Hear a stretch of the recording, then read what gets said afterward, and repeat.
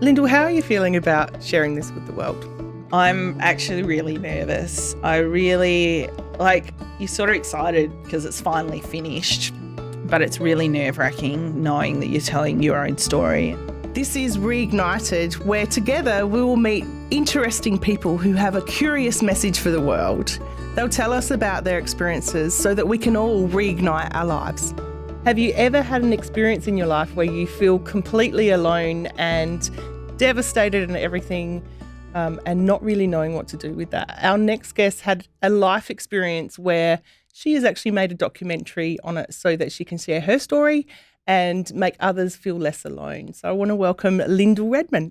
Hi. Hi, how you going? Good. Now, before we get into your story, what I'd love is for you to share the symbols that you've chosen to introduce yourself. Okay. What did you choose and why? The first one is a television. Yes. I worked in television for quite a few years, and that's been part of my life for the last 20 odd years. So that, and I love watching a lot of television, much to my husband's disgust.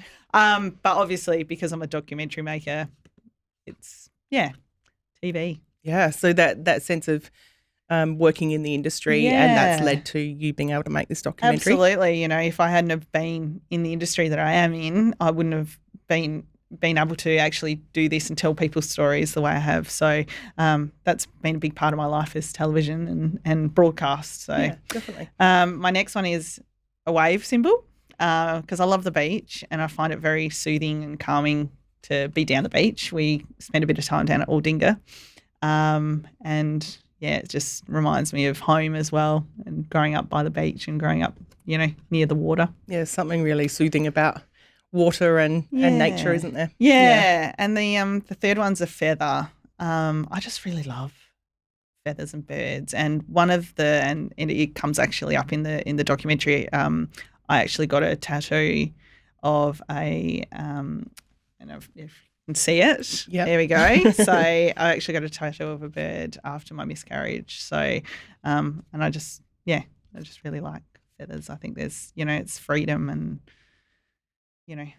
flying and being around, the world. So and I know in my time that I worked in palliative care, feathers were really symbolic around connection and freedom and lots of things. So it speaks and passing volumes. to that's part of the tattoo is sort of going to heaven and stuff like that. So So this documentary, You Are Not Alone, has started from your own personal experience. So I don't really know where to start with this, and I want to take your lead on it. Yeah. So probably at the start. Yeah. Probably at the start. Yeah.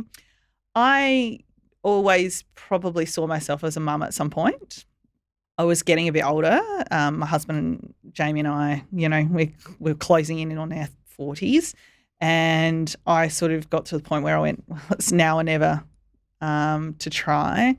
My husband was fly in, fly out at the time as well. So that made it really quite interesting, even be able to conceive because he's away. Yeah, there's some logistics. Logistic problems, 6 months of the year, can't try.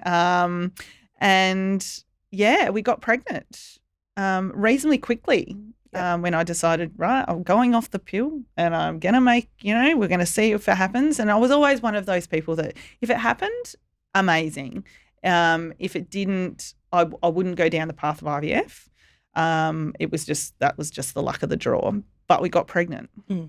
And I was reasonably excited. My husband was a little bit more apprehensive. He's got a couple of kids from a previous relationship. So he was a little bit like, not sure about possibly going down that path again. It's, it's a big commitment. Yeah. And got the pregnancy. Yep. And I was, okay, I'm pregnant, So we got all the confirmations, had the blood tests, everything was looking fine. Because I knew my dates, the doctor said, oh, well, you don't have to go in for an 8-week scan. And I went, okay, that's fine. She actually said, you don't have to have one until 20 weeks. And it got closer to sort of 12 weeks and I was still feeling pregnant, had all the symptoms, and I thought, I just want to have a 12-week scan and see what's happening. And we booked it in and we were driving there, and I didn't even think for a moment that I would get there and not see my baby. Yep. Like I actually, the whole drive, I was like, oh, we're going to see the baby. I wonder what it's going to look like. I'd not done this before, so I was, excited. Yeah, that excitement of, what's this going to be and getting ready for it. Yeah, and from the moment you have that stick in your hand that says you're pregnant, and particularly if you really want it, you're attached to that child. Yeah. Like, you're 9 months, you're growing it, but you're attached from that moment. And so we went in for our scan, and she basically said to me, oh, we can't really find, and I sort of was like, something's not quite right. She said, oh, how far along are you? And I said, oh, I'm 12 weeks. And she said, oh, it's not measuring, it's only measuring 9 weeks. And I was like, oh, no. In my head, I was like, oh, God. So at that moment, you're picking up the vibes of something's not right here. Yeah, I had massive vibes of something wasn't right at all. And then she sort of sends you out, and then you come back in and they do what they call an internal, which is really kind of quite invasive. If you've ever had one, which, many women out there, if you've, had a child. I came back in, she did the internal, and then she basically said, I'm really sorry, it's a non-viable pregnancy. And your heart just breaks. Yeah. And it still gets to me thinking about it because you're just so, you're in this sort of bubble of like excitement, and then just to have it ripped out of you was just heartbreaking. So what was it apart from being heartbreaking? Like what did you do in that moment? Are you just sort of left there? Yeah. Like how do you process that? Oh, to process. I jumped in the car and we rang my mum straight away. I said to her, there's no baby. And she was like, oh, come up. And I was like, don't, I just needed to process it. And all I kept thinking was, I've got work to do. I've got 2 shoots booked in, because I do a lot of corporate video work as well. I was like, I've got 2 shoots booked in tomorrow. And I was like, how do I cancel that? I can't cancel. I didn't really want to talk to anyone. And then we basically just sat in the car. My husband and I just sat in the car, and, you just don't even want to see anyone. You don't want to talk to anyone. You'd literally just want to just sit on the couch and just grieve. And I got up about 3:00 in the morning, because I'd told a lot of people as well, which is the other thing about miscarriage. They say to people, oh, don't tell anyone before 12 weeks because, that's the period, just in case you miscarry. But I was like, you know what? If something was to go wrong, I want people to know. I've had friends go through it. I've been on the the opposite side of ringing a friend and going, hey, how's your pregnancy going, for her to go, oh, we had a miscarriage. Yeah. And I was just like, oh, my God. Yeah. And there's something about, I think, our society that once upon a time it was so taboo and you don't talk about these things. Yeah. And that's what I want to talk to you about. Why have you decided to share and actually make a documentary on this? And this is the thing, because of my experience, and literally a week later, another really good friend of mine, so I basically text everyone and said, hey, please don't contact me. I've had it, we found out this. I know you love me, but I just need to deal with this myself. Yeah. So that's really good that you have straight away said to people what I need, and space is what you needed at that time. And I certainly didn't want people ringing me on the next day because I had to go to work and I had to organise to go to the obstetrician and to have my D&C and to basically be cleaned out and to sort of pass my pregnancy. Yeah. But literally a week after I found out we miscarried, another good friend of mine who was due about the same time, she miscarried. And she's actually another filmmaker in Sydney. And I just went, why don't we talk about it? And then the more I spoke about it and the more I was open about it, the more people said to me, oh, I've had 2 or I've had 3, or my wife I've even spoken about it to men. My wife had, 2 or 10 or whatever. And I just went, we should talk about this more regularly. We should make it less of a subject that people go, oh, I don't want to say anything because, and it is hard because people don't know what to say. And that's why I was like, well, if there's something that I can do from my experience that will help other women and men, then why not? Yeah, definitely. And so that's where the documentary sort of stemmed from, really. Yeah, and I like that you include men in that as well, because I think that's an important part because they're going through something as well. And I am a big believer in being able to process and talk about things because when we don't, you feel completely isolated and it bubbles away and is really detrimental. Absolutely. And, men are just as important. And it is, we are attached, it's within us. Yeah, there's a physical attachment. But for blokes, it can be just as bad if they're really wanting that child. Yeah. So that's kind of how it all sort of manifested is I went, well, why not? Yeah. Why not? Why shouldn't we talk about it? There's a story that we need to tell. Well, there is absolutely a story we need to tell. And I think it's becoming more and more prevalent nowadays. I mean, you look at Chrissy Teigen just recently. Yeah, and that actually from a social media and, lots of news people. Yeah. Like, isn't this amazing? And it's like, yeah, well, that's life. That's life. I mean, Grant Denier's wife, that was just on Kids Spot last night, her talking about her 3 pregnancy losses in the last year. So it's becoming a little bit more out there as far as talking about it. But what I wanted to do is have real everyday people that people can relate to, and I wanted to make sure I included men. Yeah, great. in that process. So we've got a couple of men, my husband, obviously, and a beautiful man by the name of David, who's 70 and he lives in Melbourne, and he actually has no children, so he's sort of, it's past for him, and he realises that, but he thinks about it more now than he did when he was in his 50s and 40s. So yeah, and I think as you get older too, your sense of what has my life meant and what has happened and what are my experiences become more prevalent as well. Yeah, and that's exactly right. So it was key to me to make sure it was everyone. Yeah, and we are not alone. Yeah, definitely.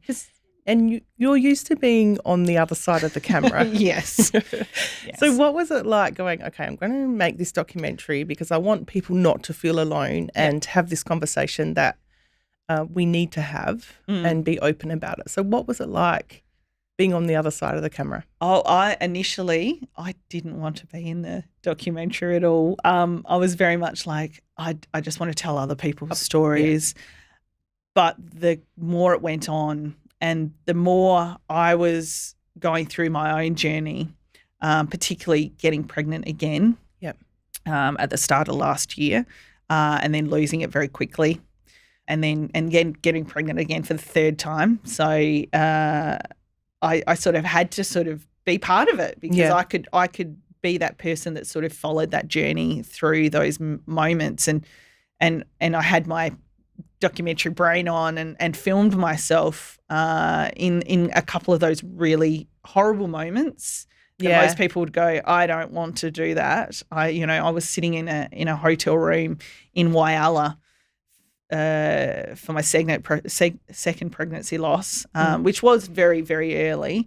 I think they call it a chemical pregnancy. But, like I said, the moment you get that positive pregnancy test, there's still that like, oh, yeah, we're pregnant again. Like this is going to end in a baby. Yeah, and that's important as well because no matter how far along you are, it's still loss. It's loss of the future and what could be and so many things tied up in that, isn't there? And you sort of go like now, I mean, we've obviously gone on to have a successful pregnancy, but you still do go, oh, if the one 2 years ago, we'd be 2 years down the track and would we have had Lincoln? No, it might, there's all these things that go through your head of what could have been. Yeah. And what your life would have been like at that point. Yeah.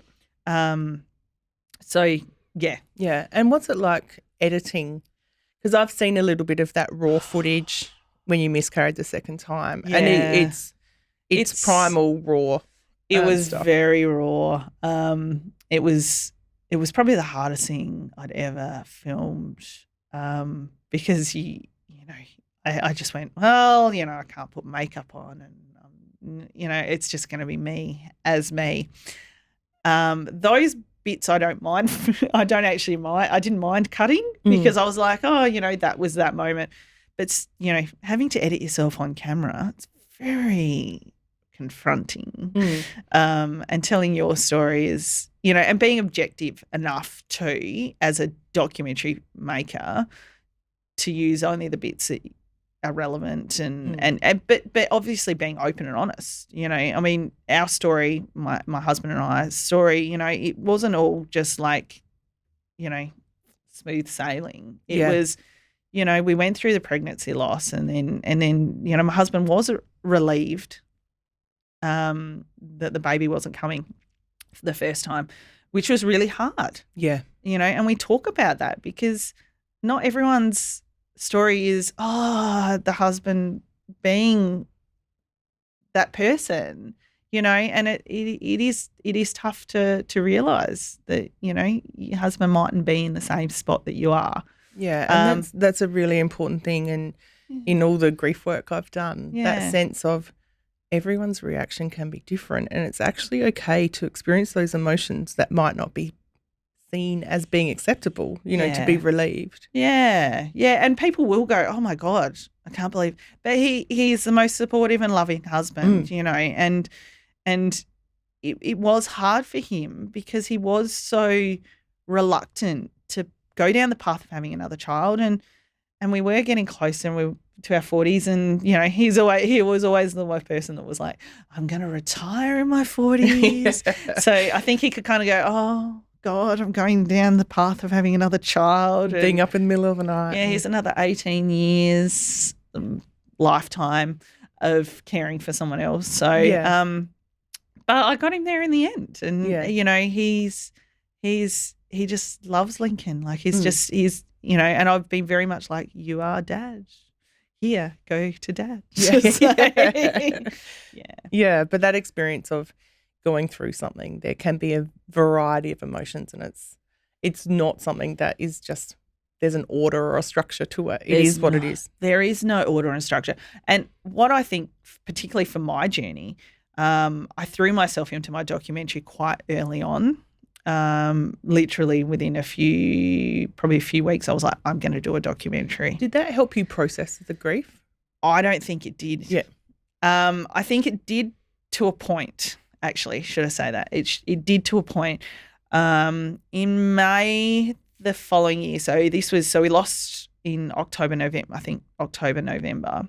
So the May the following year, I actually released my own story, a little bit of my own story on my Facebook page, just to sort of see what people's reactions were to someone talking about pregnancy loss. And that did help. That slightly helped. I put it up on basically the day our child would have been born, which was Mother's Day, which was tough. Yeah. I basically packed up my husband and said, let's go to Tasmania. I want to get away from everyone and everything, and I just want to take that moment to sort of grieve what would have been our child's birthday. And then I threw myself back into my doco. Got to probably October, which is like 12 months. Yeah. And that's when it hit me again. And I just went, I can't deal with my doco. I just need to let things go. I'm not in a good headspace. Yeah. And I needed to deal with my own grief. Yeah. Because I was getting a lot of grief, sort of not their grief, but, I was feeling a lot of other people's grief coming towards me. And I just needed to deal with my own personal journey before I could go further into the documentary. Yeah, definitely. And I think that, I sit in a space of listening to people's trauma a lot and doing that. And it's actually really important to look after yourself. So well done for just going, you know what, I I want to make this documentary, but I actually need to go and deal with myself at the moment. Well, and I think my part of my problem is I threw myself straight back into work, and I didn't deal with it properly. And this is probably the hardest part of working for yourself is I didn't go, I'm going to take 2 or 3 weeks off and take some time off. And that's where, I mean, there's discussions at the moment about having some time built into your workplace for women that go through, and I'm hoping that men get the same, that go through a pregnancy loss up until 3 months, because it's kind of forgotten about.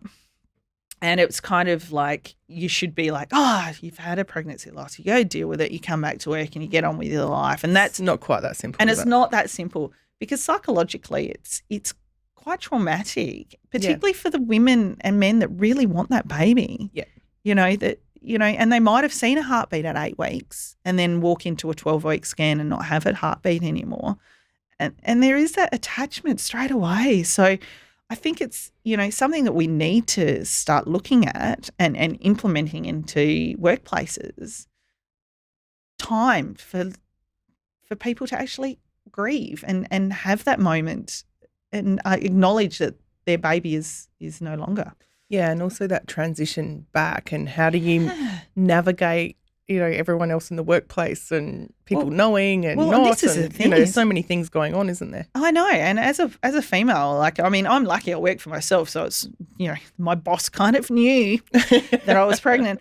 But, there's probably women out there that have gone through a loss that don't want to tell their workplace that they were even pregnant in the first place, let alone that they've had a miscarriage, because they don't want their workplace to know that they're trying to get pregnant. Yeah. Because there's still that issue of, if you're at that pregnancy stage in your life, that, some bosses, and they shouldn't, but some bosses would probably go, she's trying to get pregnant. Oh, well, we'll just not give her the bigger jobs, or we'll just, we won't promote her. We won't promote her, and this is the thing that we need to really understand about, pregnancy and pregnancy loss, and, workplaces, and allowing women to have time, and allowing men to have time to grieve, and it not affect how they're seen in the workplace. Yeah, definitely. That could be a whole podcast on That could be a whole podcast. And we did really, it's one of those things we really wanted to touch on in the documentary, but we restricted ourselves to very short episodes, which were supposed to be 5 minutes long each, which ended up 7 minutes long, because we literally couldn't do justice to everyone's stories within 5 minutes. So we ended up going slightly longer across the board. And even then, there is so much more to people's stories that we could have told that we just spend hours on each person. We could have, absolutely. But I think the way we've done it, we do everyone's stories justice. Yeah. So you not only tell your own story, but there's some other people. So what are some of the things that stand out to you in people's stories? So I've spoken about David. He is a beautiful gentleman that I managed to get connected with from Melbourne. It's really hard to talk about, as I loved his story, but what I felt really compelled with his story is because he is 70 and he didn't go on to have any children, and the fact that he's now thinking about it, it basically signifies that it doesn't matter how much time's gone past. It's still in you, and it's still ingrained in you. It's still, something that you have to go through, and something you'll think about for the rest of your life. Part of who you are now. Part, and he sort of says, he's into that grandpa stage, and, he's seeing all his friends have, grandparent stages, and he doesn't have that. We've got Libby. She's had 10 miscarriages. I won't give away too much because I really want everyone to watch it online. Then we've got Christy, who lives on a cattle station in far north South Australia. So we headed up there and filmed up there. So that was a 3-day drive up, 3-day drive back. And I took Jamie and Lincoln and my mum and dad along with us. Made it a family trip. A bit of a family trip just to capture her story. And is that experience, obviously there's a common experience, but also depending on circumstances. Yeah. Depends on how their story plays out. Or... Yeah. Well, obviously, Christy is her story is all about the isolation and the fact that, she's 600 kilometres from Alice Springs. Yeah. That's actually the closest medical help that she has other than the RFDS. So, so we've sort of picked people that sort of tell different parts of pregnancy loss but we're all connected. Yeah. That's the thing. We're all connected. We've got a same-sex couple, Laurie and Bree, and they were both trying to get pregnant at the same time, and Laurie obviously had a miscarriage. So that's quite an interesting sort of dynamic as far as, that doesn't happen a lot, that both partners are trying to get pregnant at the same time. So they're sort of our key ones. And then we've got Kate.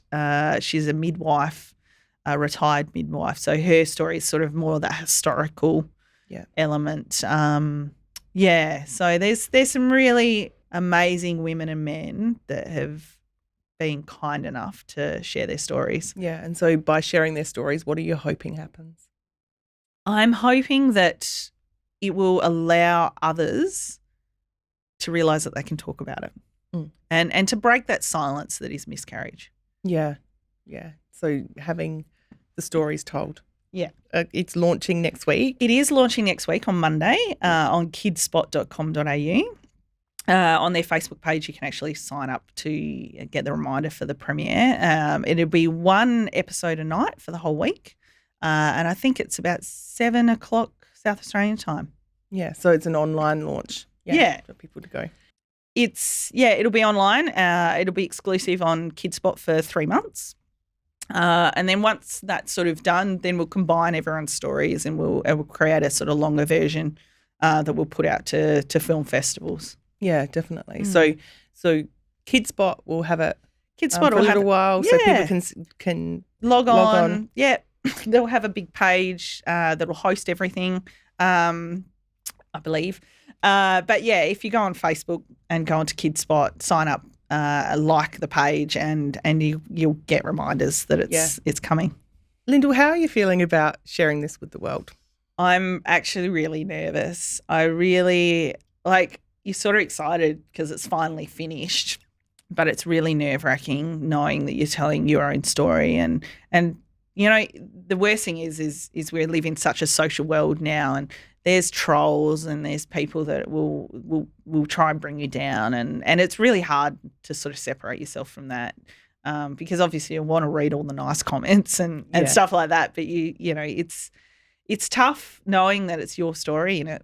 It's really tough. And very vulnerable and raw, isn't it? Yeah, and the funny thing is my husband actually hasn't watched it yet. Wow. So I'm doing a sort of a bit of a private screening on Monday night, and that'll be the first time will have watched it.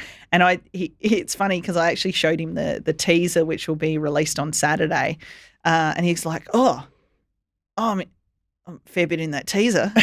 And I said, you're a fair bit in the documentary. Yeah. I'm like, there's only one episode he doesn't actually appear in. So it was pretty funny. I'm like, yeah, you just wait till you see the doco. Yeah. And I guess it's that thing of getting used to seeing yourself as well, where, actors, go in and do things yes, as their beautiful. profession. Yeah. And you're going, I'm 20 kilos heavier because of pregnancy weight, and I hate how I look on camera, and I hate my voice.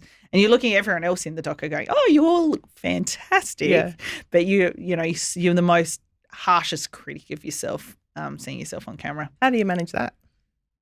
Just try and look past it. Yeah, it's really hard. It's one of those things you go, I wish I'd worn something different, or I wish I hadn't had my makeup like that, or I wish I'd done my hair differently, or I just wish I could squeeze myself and make myself 20 kilos lighter. Yeah. But from a documentary point of view, if you put your producer hat on. If I put my producer hat on, our story is very compelling. Yeah. Yeah. Our story is something that I think people will understand, and people, particularly couples that have in a FIFO relationship, will get what sort of happened in our relationship and where that journey's sort of gone to. And obviously I've given it away in the end that we've, shock, horror, we had a child. Yeah. That's the only one you get. Yeah. Because it's a bit hard to not give that one away. Yeah. But yeah, as a documentary maker, I think our story had to be in it. And, I've got a couple of wonderful producers, Carolyn Winter and Lauren Hillman, who have been on this journey with me. So it's not all just me doing the documentary. Yeah. They've been sort of the guiding path for me and really helped me sort of work out what we needed to use out of my journey as well. And I must admit, it probably wouldn't have happened if they hadn't been on board as well, So having that support and that people, support, and being a truly sort of all-female creative head, I think that really helped with how it's all sort of come together. Yeah, definitely. And they've both been very busy. they both work full time, and to even have them on board was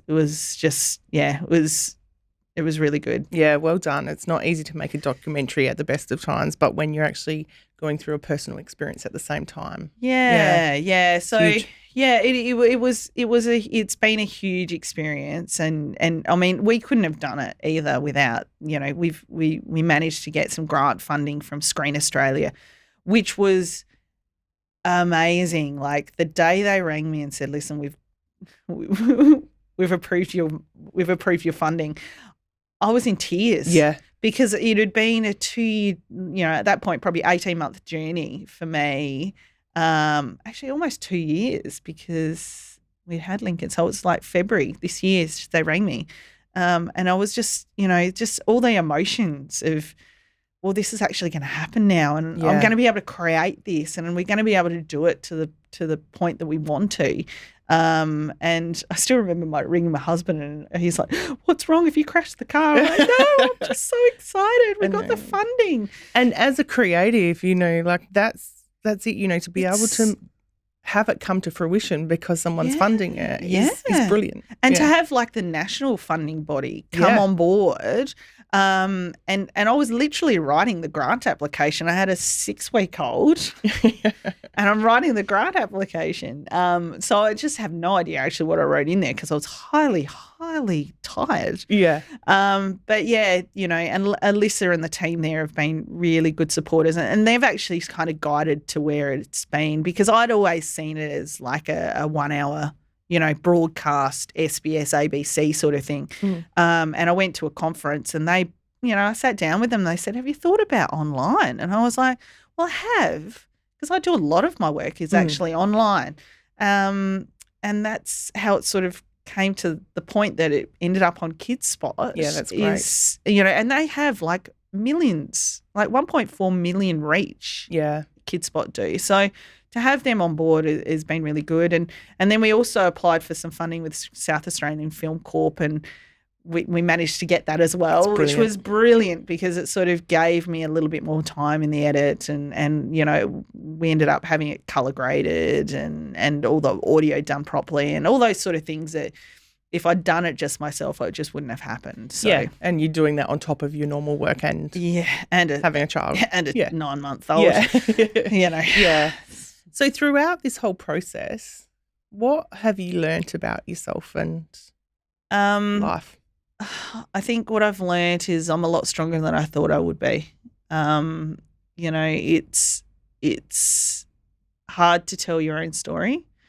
It's hard to put your own personal journey out there, but, I kind of had to.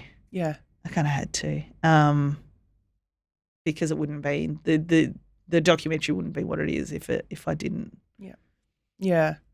And I think that reminds me of the stories that I hear in my rooms, that there's great power in telling stories. Absolutely. And actually acknowledging the parts that may not be so nice. And we all have a story. Hard. Yeah, we all have a story to tell. Whether it's a happy story or a sad story, we all have a story to tell. And I think, doing this documentary, it does open up, for other people that have gone through different experiences, may not be miscarriage, it might be stillbirth, or it might just be cancer, I mean, God, I've had cancer as well. And,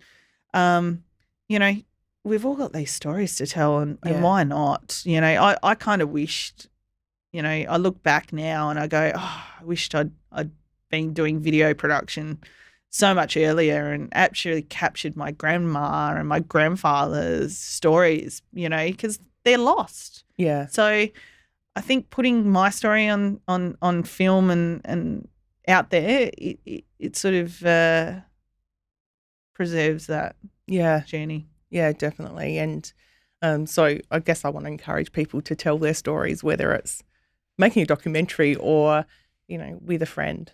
That it's so important to be able to voice. And, if you want to do a bit of art therapy, that's cool too. talking about it. It's just, it's so important. And, because if we don't, it comes out in other ways. Absolutely. Like after our first miscarriage, I actually threw myself so much back into work, and then my husband was away for almost 5.5 weeks. Yep.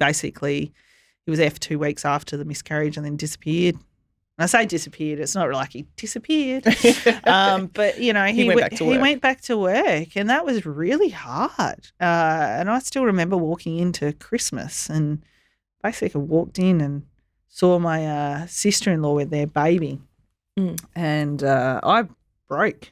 Yeah. I broke because I hadn't spoken about it, and I hadn't really, I'd kind of talked about it, but I'd talked about it not in my personal, and that's where the documentary sort of wavered a little bit too, because I was just went, I need to deal with this myself. Yeah, it's really important that you do, and I think that's the thing that people may forget is that things like Christmas, Mother's Day, triggers. This is 5 years later, and they would have been starting school now. Yep. Those triggers don't stop. Those triggers do not stop. Yeah. Each year it's like, okay, that's another year. Or, I had a friend who's gone on to have it. They had a young son and around about the same time, and I'm like, oh, yeah. So it's sort of all these reminders. Yeah. And it's really hard because you want to be excited for other people that are going through pregnancy, but it's sad for yourself. Your heart's breaking, and that's one of the things I find with social media is because everyone, and I know you want to be excited, and I know you want to put out there the fact you're pregnant, but putting out a scan of your baby on Facebook to someone who's gone through miscarriage is really, really tough. A little bit in your face. It's very much in your face, and it's really hard to sort of separate because you want to do. And that was actually the interesting thing. We'd gone through our miscarriage, and literally a few days later, my friend announced that they were pregnant. And I was like, yep.